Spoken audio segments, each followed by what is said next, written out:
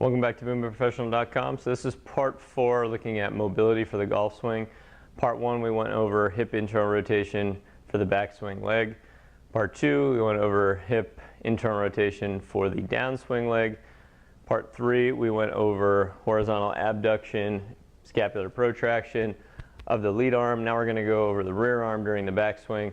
All right, so when you get into the highest position of the backswing, if you have optimal mobility, this lead arm will allow you to get higher, and then this rear arm needs to be able to externally rotate. So if you would think of it as sort of like the cockback position of a pitcher or a tennis server, the golfer also needs to be able to really get into a good external rotation with the arm. So we can assess that by looking at just kind of this 90-90 position here and seeing how far you can come back and do it again when you're in a forward lean, and just see if that loosens up. That could be a good guide just as a test retest, especially if you're as limited with me. I can't even really assess my external rotation in my back arm because my lead arm is still so limited. But if we want to kind of improve that external rotation that you would need, we can, one, just like we did with the lead arm, we'll fix the hand into the band. And what we want to do is put the hand in a position that we want to attain without creating too much torque in the shoulder.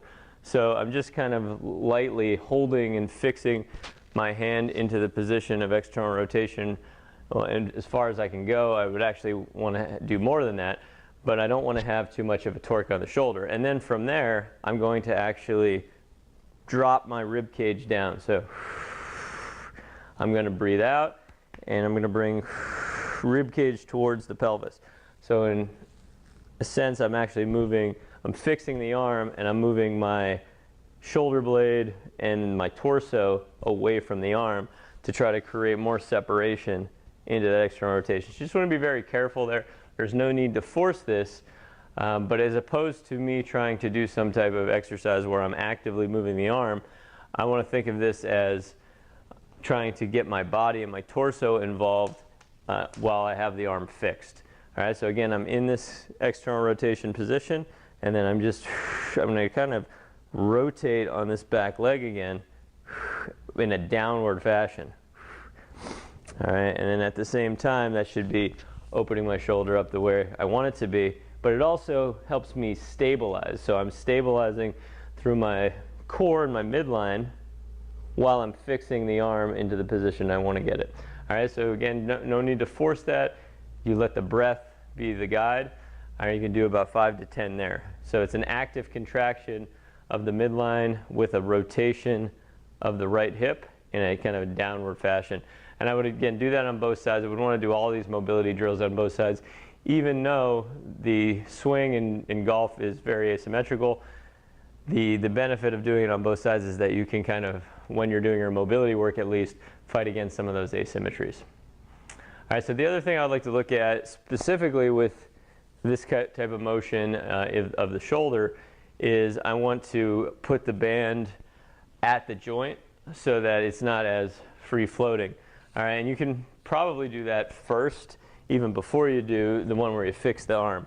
So if I get into this position, now I can actually drop the shoulder into a down and back position, and I may even want to use a thicker band for this, but I'll just show the same band, and I'll just get deeper into it, and then I'm going to actually move my shoulder through that plane, and I can fix it back here and do the same thing I was doing before, where I'm kind of rotating into this right leg, breathing out, feeling the rib cage come down, all right, and just seeing the difference of what my arm wants to do once I change my spinal position or my trunk position. All right, so we're working on stabilizing the trunk while we're moving the shoulder, but the whole time I have the shoulder into kind of a better position in the socket.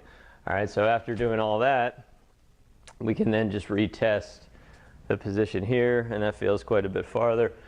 And then here, if I'm in this position and it's farther than I feel like it's farther than it was before, but if there's a difference between up here versus down here, it indicates I also have some scapular stability work I got to do.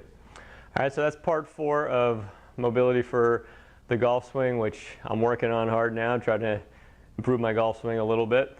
But yeah, it's something to just know, like any movement that you do, any sport that you do, even if you're not proficient at it, sometimes you actually got to just get your body prepared, or you get into something that you're not used to, you can hurt yourself pretty easily. So hopefully that was helpful. If you have any questions, you can go to movementprofessional.com. I'll see you next time.